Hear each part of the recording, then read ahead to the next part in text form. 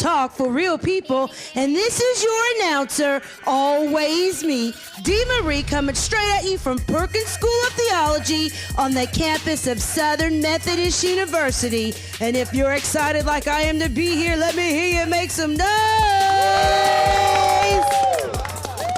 This episode of The Method is presented by the Mexican American Hispanic Latino Church Ministry Program of Perkins School of Theology and is sponsored by Better Community Development Incorporated, The Business Experts, Denman Hamilton and Associates CPAs, Miss Lady Magazine, and St. Andrew United Methodist Church, Little Rock.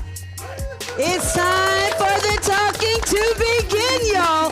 You're listening to The Method. Real talk for real people on KABF 88.3, the voice of the people. What's up, Arkansas? This is always me, Dee Marie, and I just want to welcome everybody to our show. We have an awesome show today, and I want to introduce some really awesome, compassionate, and driven people to our listening audience in Arkansas. But before I do that, I must let everybody know that the Method Real Talk for Real People is one of the many mission and outreach programs of the Arkansas Conference of the United Methodist Church.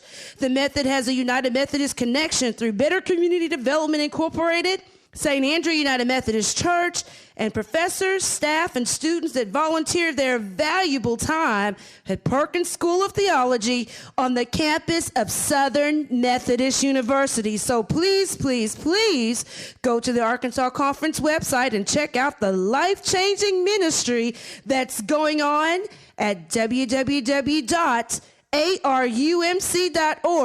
We just want to acknowledge our support and say thank you for being down with the Method. So I have a very, very special person to introduce to our listening audience in Arkansas. It is Reverend Dr. Paul Barton. How are you, Dr. Barton? I'm doing great, Dina. How are you doing? I'm doing good. Let me give our listening audience some background information on Dr. Barton. Dr. Barton is the director of American, Mexican, and Hispanic Latino Church Ministries and is the director of the United Methodist Regional Course of Study, and he is an associate professor of Christian history and missionology. His impressive resume also includes a PhD from Southern Methodist University in religious studies. He's, of course, a Perkins alum with a Master's of Divinity degree, and he got his bachelor's degree in sociology with a minor in music from Southwestern University. He's an ordained elder in the Rio Grande Conference of the United Methodist Church, vice president of the Association of Hispanic Theological Education, and his teaching interests include Christian heritage, Hispanic Protestantism, missionology, and the Methodist and Wesleyan tradition. So please, please, please give it up for the Reverend Dr. Paul Barton.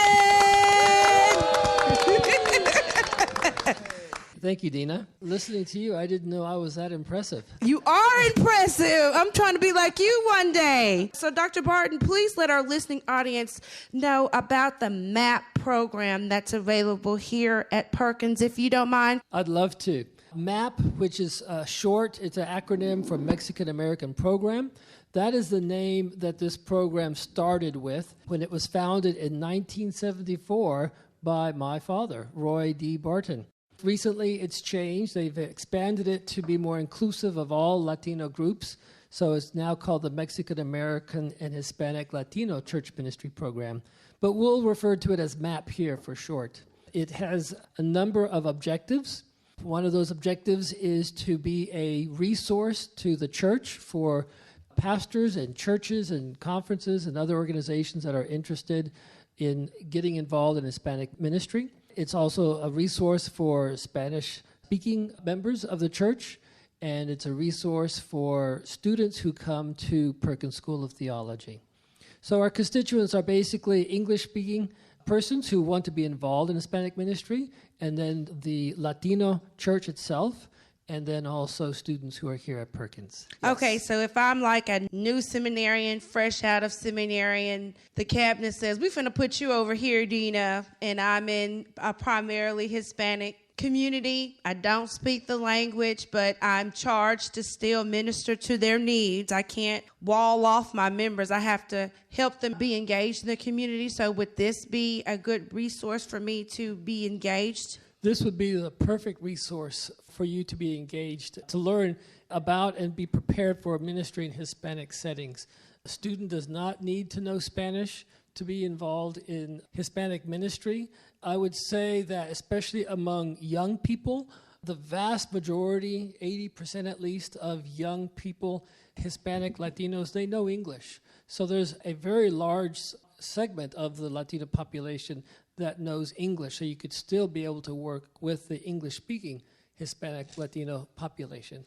The gospel calls us to face challenges with courage and with faith in Jesus Christ. And while language can be a barrier, it can also be a bridge. And it can be a bridge to help us connect with people from different ethnic communities. Oh, and you know what? And that was a perfect segue on giving our listening audience a quick history about the method, because you were talking about bridging the gap. The method Real Talk for Real People is based on the 22 questions of personal reflection by the founders of the Methodist movement in America and Great Britain, John and Charles Wesley, when they started their Holy Club when they were students at Oxford. And each show topic is based on something pertaining to these questions. So today's question is Holy Club question number 15. Am I defeated in any part of my life? And thank you, Dr. Barton, for helping us present the method to bridging the gap. Thank you, Dina. Here at MAP at Perkins, I don't work by myself. I work with a number of wonderful student and pastoral colleagues and friends. Hispanic Latino ministry is not done by an individual or individuals. It's done in community. And so we have members of the Methodist community here around this table, and I'm going to ask them to introduce themselves to your audience. And first off, we have Reverend Dr. Owen Ross. Greetings to everyone there in Arkansas. My name is Owen Ross. I am the pastor of Christ Foundry United Methodist Mission, also known in our community as La Fundición de Cristo Misión Metodista Unida. It is a 14-year-old church start, and started off in all Spanish, but as has been mentioned already in the show, the next generation is speaking more and more English. And so 2 years ago, Christ Foundry moved from one of our celebrations from being a Spanish language service to being a bilingual celebration.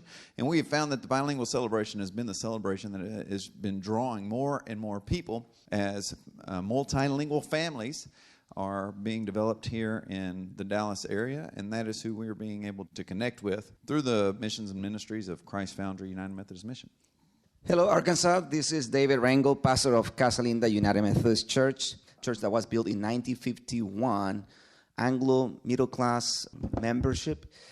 But about 10 years ago, the church needed to transition into a new congregation, and so they opened the doors for Hispanic ministry.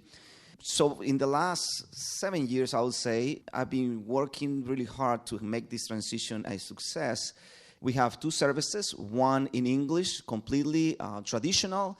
The second service, which is in Spanish, and we provide English translation, and it's completely contemporary. And so we have learned to work together in the midst of diversity in order to keep the doors open of our ministry.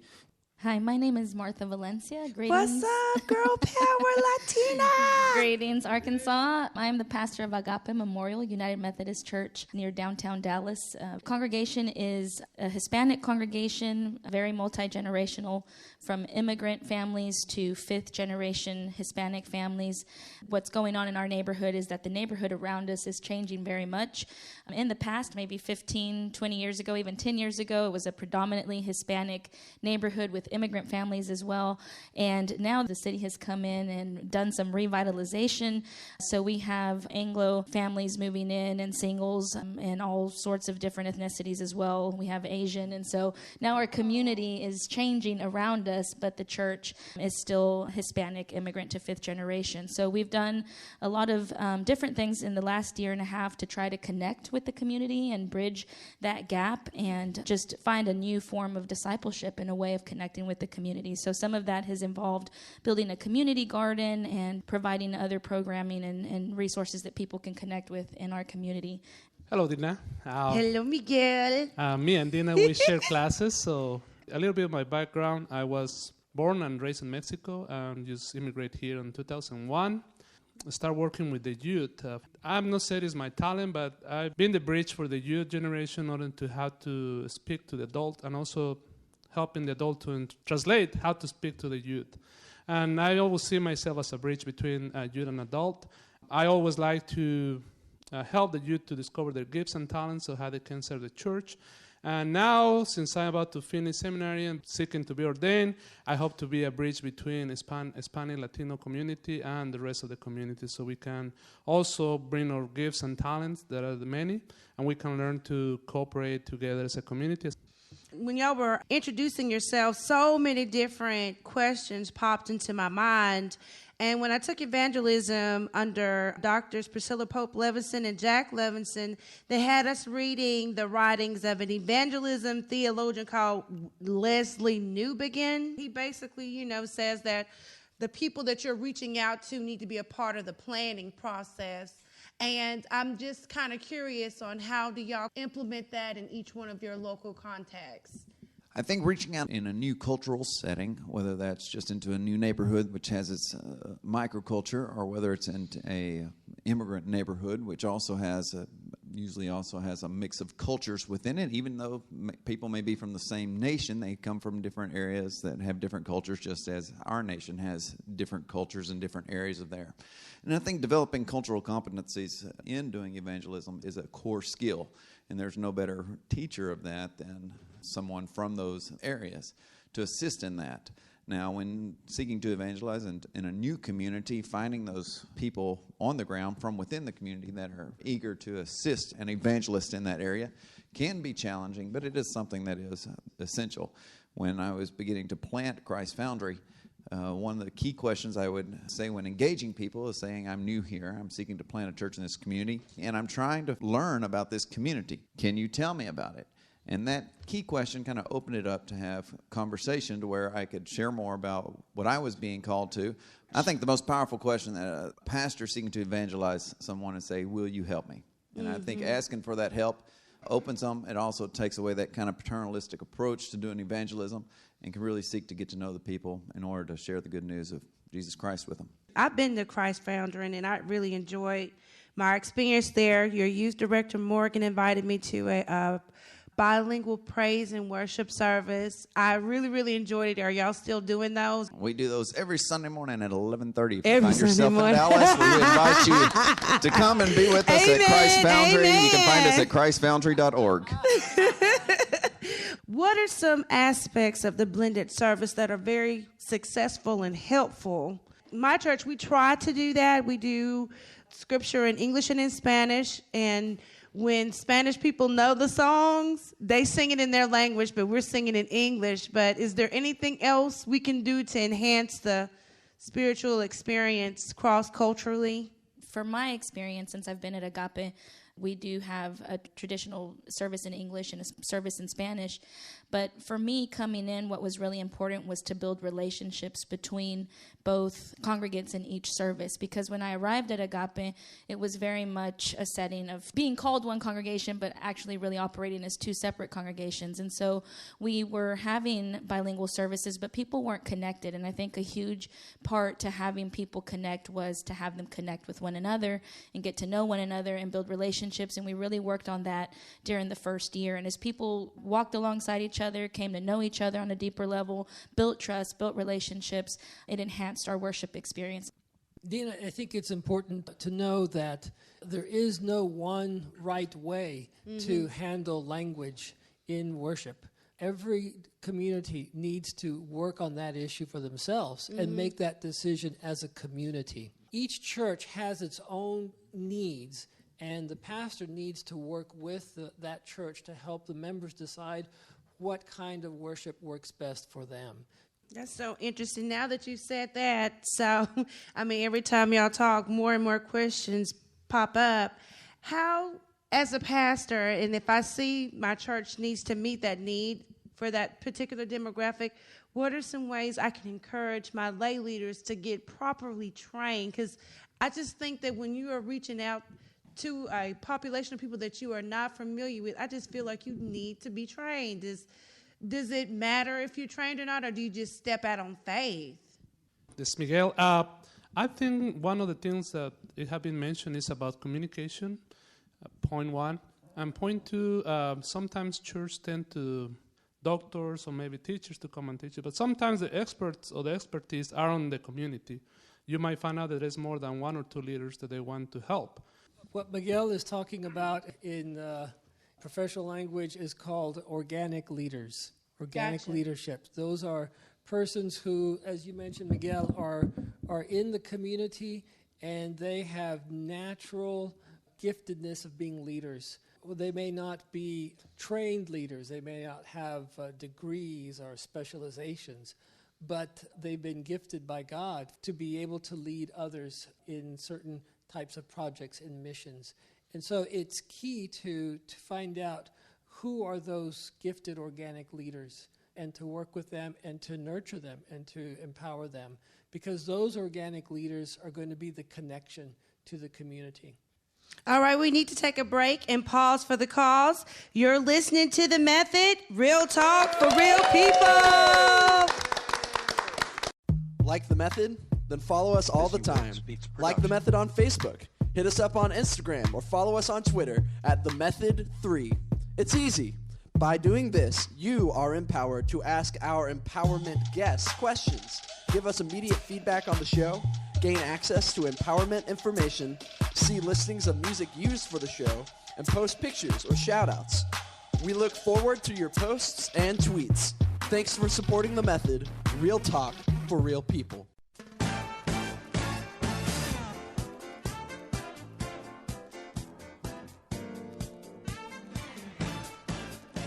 This 30-second empowerment moment is brought to you by the tax experts, Denman, Hamilton & Associates. When it comes to making good financial decisions, it's good to get started on financial empowerment as soon as possible. Start with a budget and stick to it. Try living below your means. Buying things on sale could save you a lot of money. And most importantly, invest your money. Let your money work for you. Make an appointment today with the tax experts. This is KV Knox for the tax experts, Denman, Hamilton & Associates. And we're so glad that Better Community Development is rebuilding communities and restoring lives. Don't forget to like Denman, Hamilton & Associates on Facebook and follow them on Twitter for more tips on financial empowerment. Perkins School of Theology at Southern Methodist University has provided resources and educational services for the Hispanic and Latino ministries since the 1950s. The Mexican American and Hispanic Latino Church Ministry program exists to prepare church leaders to be effective in Hispanic and Latino communities. You don't have to be Methodist to reap the benefits of our department. All you have to have is a willing heart to help God's people. If this is something that speaks to your interest, we'd be more than willing to help.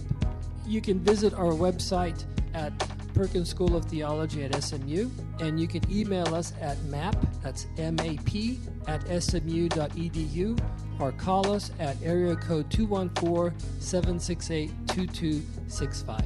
It would be a joy to hear from you. This is Paul Barton, Director of MAP at Perkins School of Theology, and you're listening to The Method, real talk for real people. We're back, and we're having a meaningful conversation about reaching out to others and not being so focused on ourselves, and to bridge the gap and build community among different cultures. So how can we really bridge the gap in the community to develop discipleships? I know that in y'all's present context, y'all kind of tweaked it and made a way to do those things. I mean, is there any way that you can encourage us take it one step at a time or something, or just Yes. kind of give Yes. us some breadcrumbs? I know that each context is different, but there are some similarities. This is Owen Ross. And the one recommendation I would give to churches seeking to do a new mission or outreach to the Hispanic population is do not start with social services alone. I feel social services alone sets up a dynamic that is not helpful once you're wanting to really seek to do true inclusion of the community into the faith community that is reaching out to that community. I would either start first with Bible study or at the same time seek a way to include spiritual services within the social services that you're extending. I had a good friend that was doing his church at ESL. He started once a week just reading an abbreviated Spanish liturgy for communion, and he had over a third of the ESL class coming to his communion. And so when it would be a natural transition to start doing spiritual services in a church, and the social services won't be seen as much as a bait and switch scheme. So this is David. I agree with Owen. The church was known in the community because of the social work. In the community, when we were known as the community center / church. People went to receive help, and there was not a connection beyond that. And so before you try to connect with the Hispanic Latino community and bring them into the church, into the life of the church, one of the first things that we need to consider is what's the purpose of it? What's the purpose of these people coming into the life of the church? There you will determine exactly the method or the way to bring them into the church. What you don't want is to bring 40 kids, 10 families that do not speak the same language than you, and you don't have anything else to offer to them, or you don't have a process where you can take them from A to B and from B to C. So first of all, we have to lay out exactly what's the purpose of bringing this new community into the life of the church.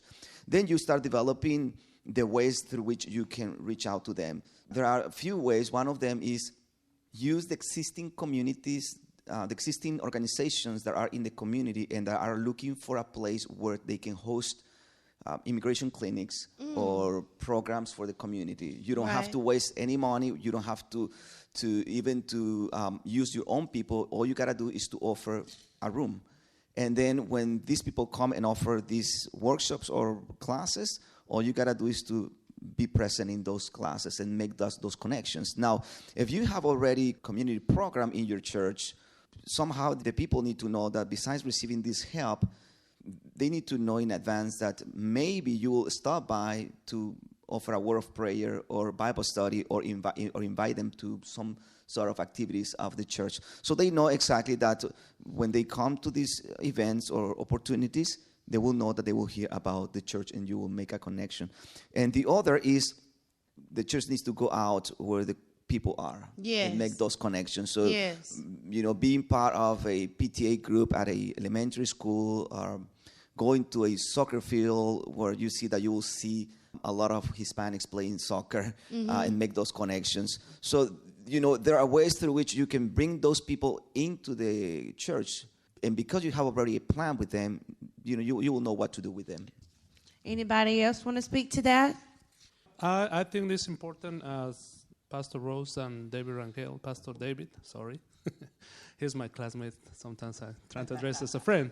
Anyway, it is to get to know your community. Every community is going to be different, and there is already a system that are already helping people, and they know the people. One thing sometimes we overlook is the schools, elementary, middle school, high schools. They are in need of volunteers, especially in the Hispanic community, because parents most of the time both have to work. They don't have time to be with them.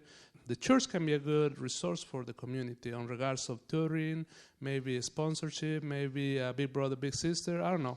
So you get to know the community, and the community get to know you.